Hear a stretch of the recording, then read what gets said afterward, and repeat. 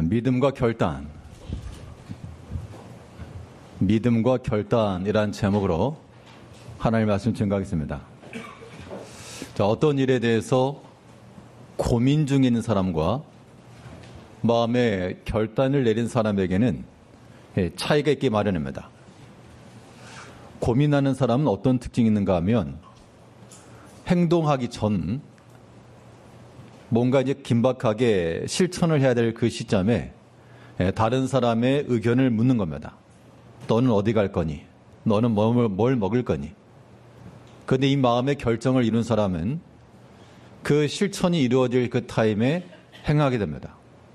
이미 마음의 결단을 했기 때문에 나는 여기로, 나는 이것을 와 같이 그런 결단과 결정을 이룬다는 겁니다. 신앙 면에 있어서도 머뭇거리고 고민하는 사람들은 믿음의 일, 주의 일 다 좋은데 해야 되나 말아야 되나? 너는 할 거니 말 거니? 와 같은 그런 질문을 한다면 마음의 결단과 결정을 이룬 사람들은 나는 이미 마음의 결정을 이룬 나는 이렇게 할 것이라 와 같은 그런 결정을 이룬다는 겁니다. 오늘 보면 7절에 그 말씀이 있는데요. 오직 나는. 그 사실은 이 설교 부제를 잡으면 믿음과 결단이라고 제목을 잡았지만 부제목은 오직 나는. 우리 마음 가운데 이미 결단과 결정이 서 있을 때 우리에게서부터 어떠한 신앙의 결심들을 이루며 살 수 있을 것인가? 우린 또한 어떤 믿음의 확정함을 가지고 살 것인가? 오늘 본 말씀을 통해서 살펴보도록 하겠습니다. 첫째로 우리 삶 가운데 우리가 이미 결단하고 이미 확정하고 실천에 옮겨 한 그러한 삶의 모습이라고 하는 것. 먼저 예배의 삶에 대하여 우리 마음에 확정함이 있어야 됩니다. 이거 머뭇거려서 안 돼요. 다른 사람은 어떻게 하는가 그거 살피는 게 아닌 겁니다. 이미 우리 마음 가운데 확정함을 따라 오직 나는 하나 앞에 예배하겠노라. 예배라고 하는 것이 하나의 중간 과정으로서 혹은 수단으로서가 아니라 우리 삶에 있어서의 목적일 때 이런 예배의 삶을 사는 겁니다. 오늘 본문 7절 말씀에서요. 오직 나는 주의 풍성한 사랑을 힘입어 주의 집에 들어가 주를 경외함으로 성전을 향하여 예배하리다. 이 한 문장 가운데 줄이면 오직 나는 예배하리다. 나는도 빼면 오직 예배하리다. 예배라고 하는 것이 지금 이 말씀을 고백하고 있는 성도에 있어서 다윗에게 있어서는요. 그 예배 자체가 하나의 목적이 되었다는 겁니다. 예배하기 위하여 주의 집에 들어가며 예배하기 위하여 경외함으로 섬기며 우리 살아가는 모든 삶에 있어서의 목적은 무엇인가? 우리가 하나 앞에 예배한다 할 때 예배는 우리 성도님들 사이에서 하나의 과정으로서 예배이신지 아니면 이 예배가 목적인지를 우리는 명확하게 해야 됩니다. 과정으로서 예배라고 그러면 선택이 가능해요. 과정이니까 내가 건너뛰든지 내가 행하든지 그런 결정권이 나에게 있다는 것이기 때문에 과정과 수단으로서 예배를 생각하는 사람들은 마음의 확정을 이루는 게 아니에요. 그러나 이 예배를 목적으로 사는 사람들은 이 예배를 위해서 내가 사는 것입니다. 우리 주일 예배에 참여하셨지만 한 주 동안 힘써 일하다가 오늘 좀 쉬고 또 다음 한 주 또 일하고 이런 하나의 중간 과정으로서 하나의 징검다리로서의 예배가 아니라는 겁니다. 하나님께서 우리에게 엿새 동안 일하게 하신 것은 이 날 안식하라고 이 날을 지키라고 우리에게 엿새를 주신 거예요. 그러면 이 한 주 동안에 내가 아무리 분주하고 아무리 바쁜 일이 있고 아무리 힘들고 고생스러워도요. 하나 앞에 예배하는 이 시간, 이 날, 이것을 지키는 것은 지극히 온당한 겁니다. 우리 하나 앞에 예배자로 사는 것이 우리 신앙의 목적이 되어야 됩니다. 진화의 과정이 아니요. 이 예배를 위하여. 한 주 동안에 살아가는 목적이 무엇입니까? 물어보면 주일 예배를 위해서요. 하는 우리 명확한 목표 지점이 있어야 됩니다. 하루를 살아가면서 목적이 무엇입니까? 하나님 예배 드리는 그 시간을 위하여. 그래서 날마다, 아침마다, 3일마다, 때마다, 시마다 정해진 시간을 통하여 그 예배 시간들이 우리의 나아갈 다음 목표가 되는 겁니다. 지금 이렇게 우리 주일 오전 예배 드리고 있으니까 뭐 끝나고 점심이 목적이 아니죠. 이제 우리는 이 예배 이후 다음 목적지는 오후 예배가 될 것이고, 그 다음 목적지는 내일 새벽 예배가 될 것이고, 그 다음 목적지는 그 다음 날 또 새벽 예배 될 것이고, 우리에게 주어진 이 모든 예배 시간들은 올 하나의 수단으로서, 과정으로서가 아닌 우리의 당면한 문제로서, 목적으로서의 예배가 되어야 됩니다. 이것이 바로 예배의 삶이요, 우리 삶 가운데서 우리가 확정하고 고민할 게 아닌 겁니다. 예배 갈까 말까, 참여할까 말까, 그런 고민을 한다는 것, 이것은 믿음의 사람이라 말할 수 없는 겁니다. 이 심하다라고 생각할 수 있을지 모르지만요, 아침에 아이들이 책가방을 메고 나왔습니다. 어딜 가야 됩니까? 학교를 가야죠. 학교를 가는 게 목표다라고 말했을 때, 만일 왜요? 갈 때 PC방도 있고 좀 갈 때 많은데 왜 학교를 가야 돼요? 왜 학교 가는 게 목표라고 말합니까? 라고 말하면 부모님들은 기가 찰 거 아닙니까? 우리 삶에 있어서도요, 우리 예배가 우리 삶의 목표라고 말했을 때 왜요? 라고 말하는 분도 분명히 계실 겁니다. 그러나 사람의 생각이 그러할지라도 하나님께서는 예배하는 자로 우리를 부르셨고, 하나님께 예배를 통해서 영광 받으시려 우리를 지으신 겁니다. 이 목적을 놓친 채 살아가는 것, 그건 책가방 메고 아침에 다녀오겠습니다 해놓고 PC방은 똑같은 거예요. 물론 그렇게 행할 수 있지만 그 목적을 잃어버리고 잘못된 겁니다. 우리 모든 성도들은 우리의 모든 삶의 목적이 무엇이어야 됩니까? 라고 물었을 때는 동의가 되건 안 되건 우리 하나 앞에 예배로 사는 것, 이 예배가 우리 삶의 목적임을 우리 인지를 하셔야 됩니다. 이것이 바로 믿음으로 사는 삶이요, 신앙인들의 모습이 되는 겁니다. 하나님께서 이스라엘 백성들을 애굽에서 출애굽시킬 때 그들이 광야로 나갔습니다. 광야로 나갈 때 왜 나갔겠어요?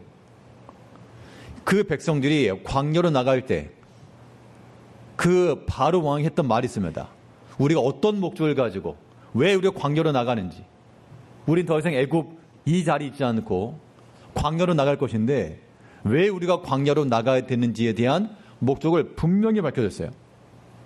이것이 바로 이 광야길을 걸어가는 우리 신앙인들의 삶의 모습과도 동일시가 되어야 되겠는데요. 모세와 그 백성들이 광야로 나아갈 때 무슨 목적을 가지고 나간다 그랬습니까? 뭐 광야가 더 좋아요? 살기에?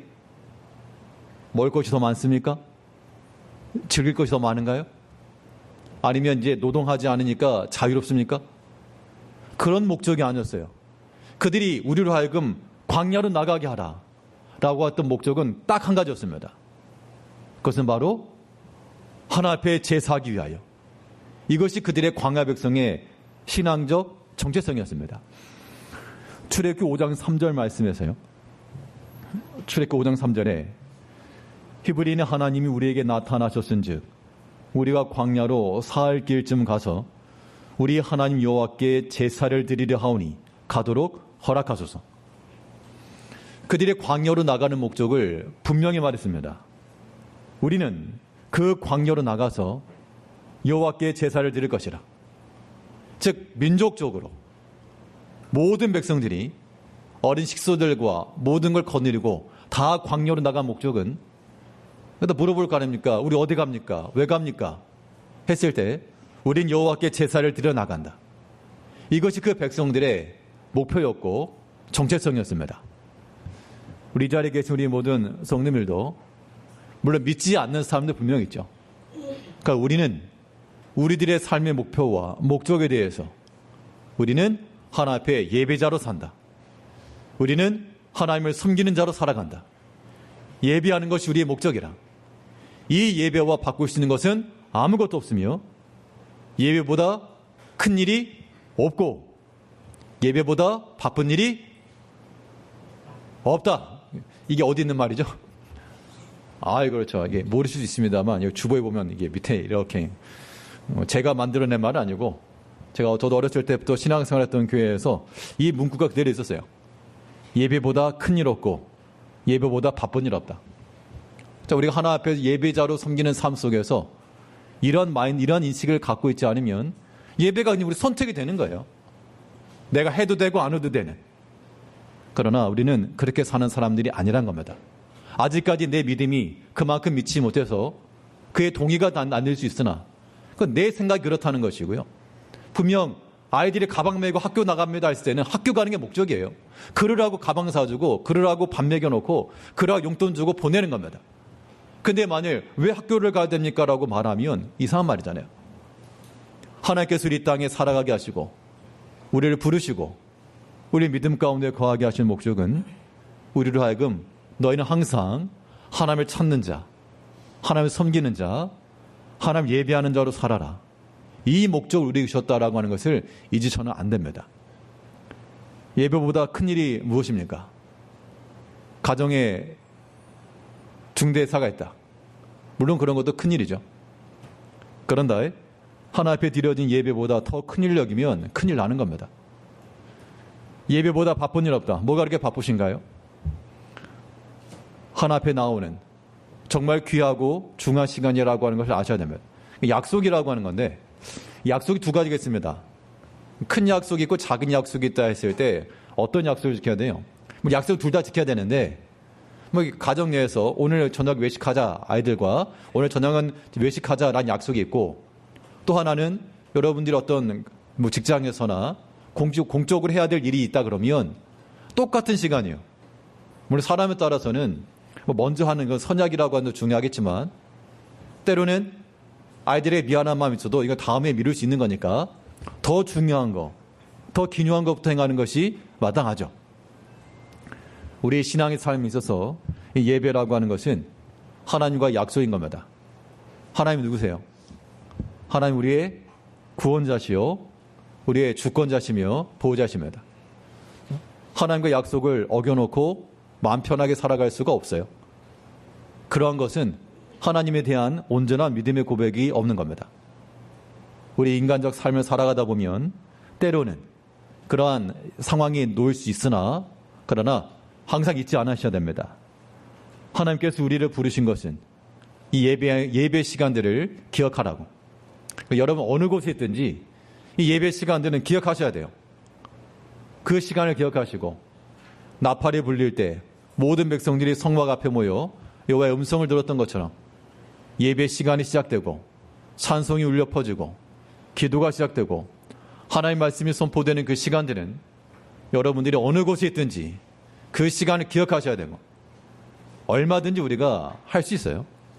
우리의 의지가 우리의 마음이 없어서 그렇지 우리 하나님을 사랑하는 마음으로요. 사람 말 들으려고 우리가 예배 드리는 거 아니죠. 하나 앞에 오는 거니까 하나 앞에 우리 자신을 드리는 거기 때문에 이제 우리의 마음 속에서 삶 속에서 하나 앞에 예배 드리는 이 예배의 삶이라고 하는 것이 갈까 말까 할까 말까 고민 중에 있는 것이 아니라 이미 마음 가운데 확정이 되어서 오직 나는 하나님 앞에 예배하리이다. 이러한 목적을 가지시고 이 한 주 동안에도 다른 거 말고 우리 신앙생활에 있어서 가장 요긴한 것이 예배잖아요. 예배 시간을 기억하며 그 시간들 앞에 하나 앞에 얼굴을 배웠고 그의 복되신 말씀으로 우리 영의 양식을 삼으며 힘있게 살아가시는 성도들이 되시길 바라겠습니다. 예배의 삶이라고 하는 것은 결국 그러면 예배가 뭐가 좋냐? 좋은 게 뭐가 있냐? 라고 말할 수가 있는데요. 하나님 영이시라 그랬죠. 영이신 하나님께서 그 말씀 가운데 우리 가운데 임하셔서 그 말씀 우리 가운데 만족해 하시고 또한 깨닫게 하시고 그러니까 이런 게 있으면 만족함이 드는 건데 이런 영적인 체험이나 하나님의 말씀에 대한 깨달음이 없게 되면 예배에 뭐하러 왔는가 그런 생각이 들기 쉽다는 겁니다. 하나님께서는요. 마음이 겸손한 자들 하나님의 은혜를 사모하는 자들에게 은혜를 베푸시기를 약속하셨기 때문에 모든 예배자들은 주 앞에 이를 때마다 하나님 은혜 받기를 바라시고 또 예배의 삶이라고 하는 게 예배 1시간 참여한 게 다가 아닌 거죠.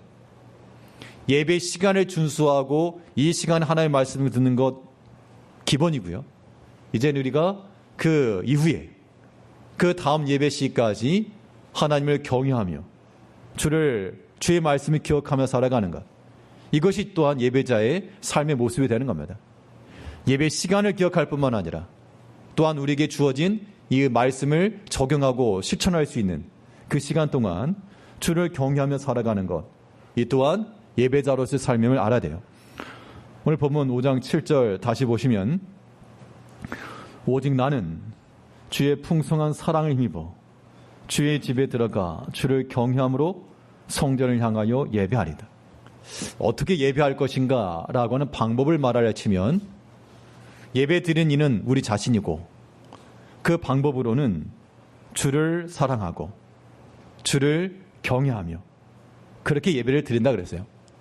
이 시간에 우리 예배를 드릴 때도 가만히 앉아가지고 내일 있을 일을 생각하시면서 그게 예배가 아니고 하나님의 사랑을 기억을 하시고 또 하나님의 사랑할 뿐만 아니라 주를 경외함으로 예배하리이다. 하나님의 경외함을 가지고 우리가 예배한다 그랬습니다. 이 경외함이라고 하는 것은 시편에서 하나님을 경외함이 무엇인지에 대해서 잘 표현해 준 한 구절이 앞에 있었는데요. 우리 시편 2편 11절 말씀을 보게 되니까 여호와를 경외함으로 섬기고 떨며 즐거워할지어다. 경외함이라고 하는 것이 바로 그렇다는 겁니다. 경외함이라고 하는 것이 떤다는 두려움이죠. 두려움과 즐거움. 두려움과 즐거움이 어떻게 공존할까? 그런데 이 두 가지가 공존이 됩니다. 하나님을 두려워할 줄 아는 사람들, 참으로 하나님을 기뻐하며 즐거워하는 겁니다.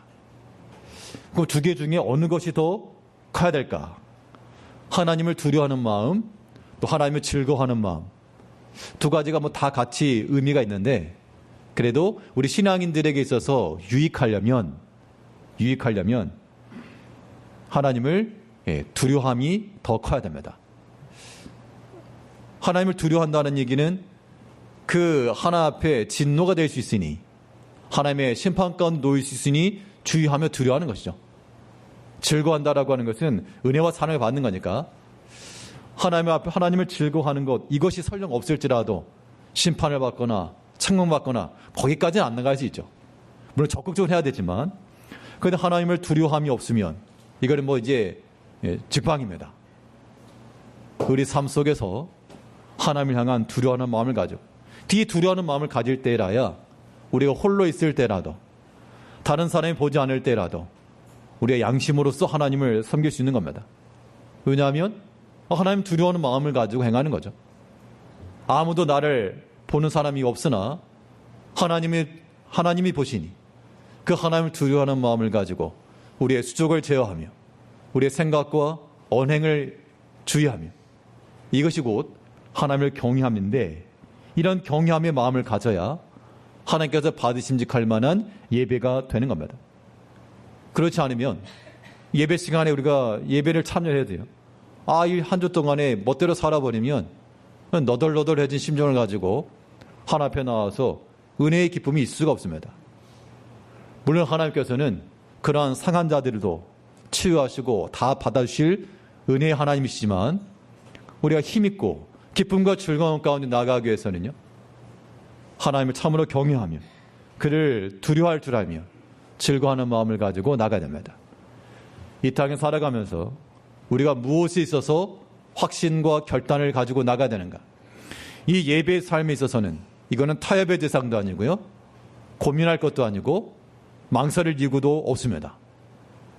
이제 이 한 주 동안 하나님 앞에 그 어떤 예배 시간들마다 항상 기억하시고 하나님 앞에 얼굴을 뵈시고 또 우리 그 다음 시간까지 하나님을 경외함으로 그를 두려워하고 즐거워하며 이런 예배의 삶을 살아내시는 우리 모든 제일교회 성도님들 다 되시길 바라겠습니다.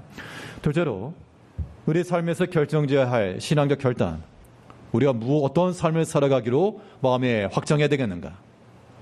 오늘 본문에서 또 교훈하는 바는 하나님 앞에서 우리가 은혜의 삶을 살아가기로 확정을 하셔야 되겠습니다. 자, 은혜의 삶이라고 하는 것은 삶의 동력이에요. 하나님으로 인한 삶.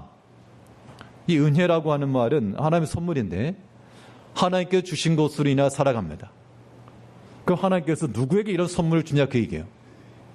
누구에게 이런 은혜를 주시는가 라고 하는 것에 대해서 성경 명확하게 말하기를 하나님께서는 경건한 자들을 택하여 은혜 베푸시기를 기뻐하신다. 이 경건하다는 게 무엇입니까? 세상과는 구별되며 세상을 따르지 않고 하나님을 따르는, 즉 하나님을 닮은 자들인 거죠. 하나님께서 어떤 자들이 은혜를 베푸시는가? 세상 가운데 구별되어 하나님을 따르고 하나님을 닮아가는 자들, 그들을 기뻐하시고 그들에게 감추인 모든 은혜를 준다는 겁니다. 오늘 본문 12절에서는 여호와여 주는 의인에게 복을 주시고 방패로 함같이 은혜로 그를 호위하시리이다. 성경상에서 말하는 의인과 악인을 말할 때 물론 그 행실 자체가 의롭냐 악이냐 이걸 가지고도 의인과 악인을 말하지만 악인이라고 하는 것은 세상에 속한 자들이요. 의인이라 함은 하나님께 속한 자들을 가리킵니다. 하나님께 속한 자들에게는 하나님이 복을 주시고 또한 은혜로 그를 지키실 것이라. 우리가 참으로 하나님께 속한 자들로 산다는 것, 하나님께로부터 주어지는 은총의 삶을 살아내는 겁니다. 하나님의 은총이 우리 가운데 임한다라고 하는 것은 우리 세상의 모든 것을 다 쌓아놓고 사는 건 아니죠. 자, 출애굽했을 때 광야 백성들이 무엇을 들고 나왔는가?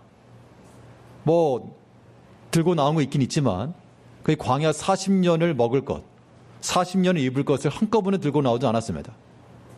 근데 하나님께서 어떻게 그들을 광야 40년 지내가셨죠? 그렇죠. 매일같이 때마다 하나님이 도우시고 또 그날 은혜를 주시고 과연 내일은 뭐가 있을까? 오늘 만날 먹었는데 내일 또 내릴까?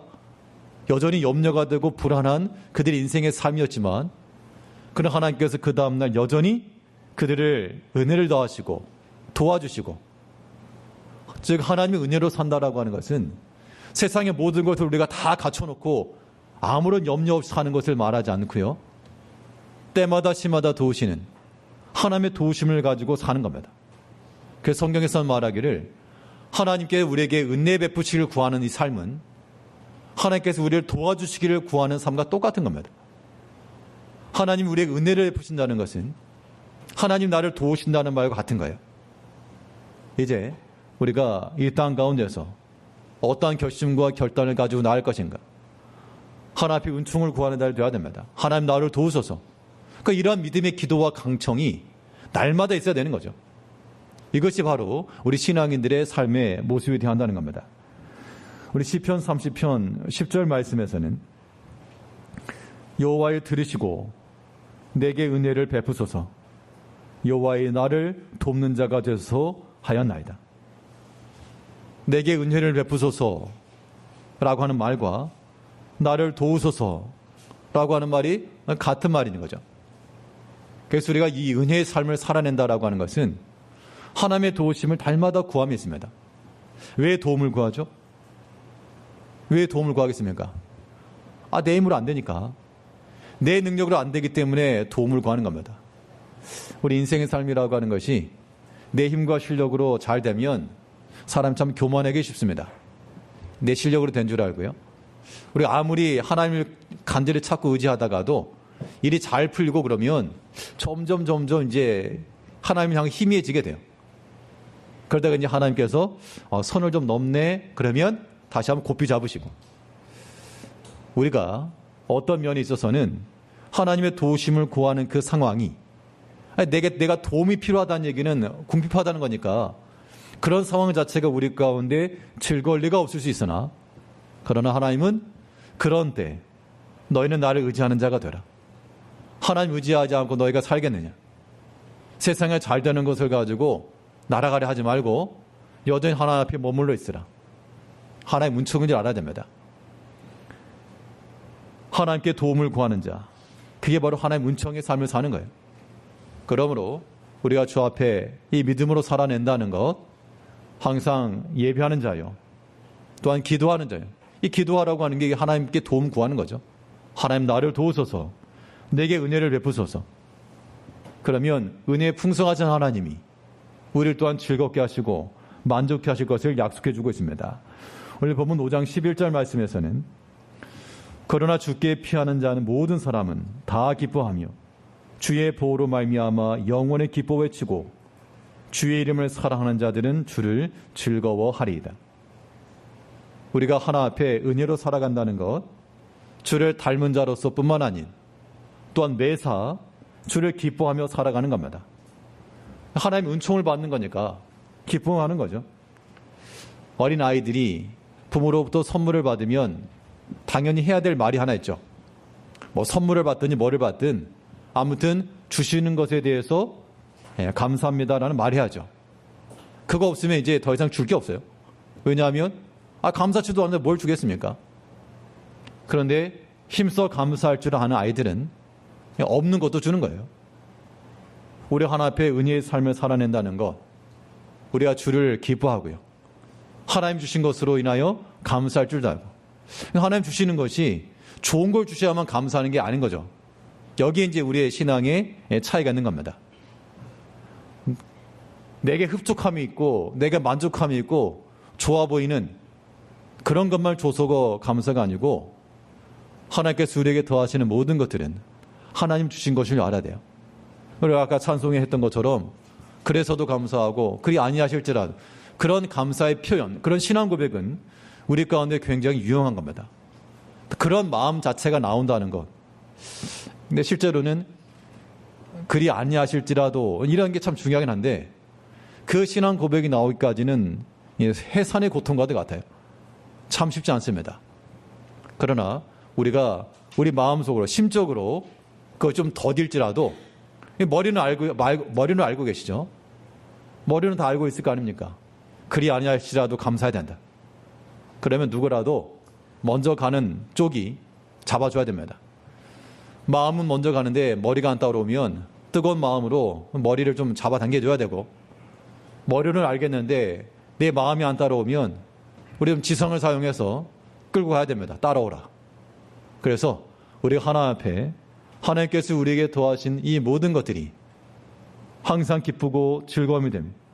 주께 피하는 자는 다 기뻐하며 주의 이름을 사랑하는 자들은 주를 즐거워할 것이라.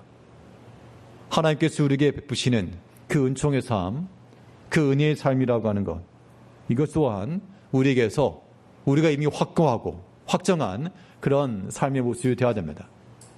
할 것인가 말 것인가, 내가 이 세상 가운데서 거룩한 자, 구별됨으로 살 것인가 말 것인가, 하나님 앞에 감사할 것인가 말 것인가, 이러한 고민 중에 있는 사람들이 아닌 우리는 이미 확고한 결단이 이루어져서 오늘 시편 기자가 말한 것처럼 오직 나는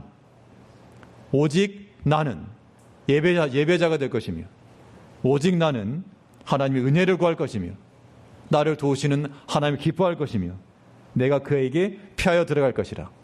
이런 마음의 확정과 확신함을 가지시고 믿음 안에 살아가시는 한 주간 되시기를 바라겠습니다. 네, 기도하겠습니다. 우리 사랑하신 아버지 하나님, 이 땅 가운데서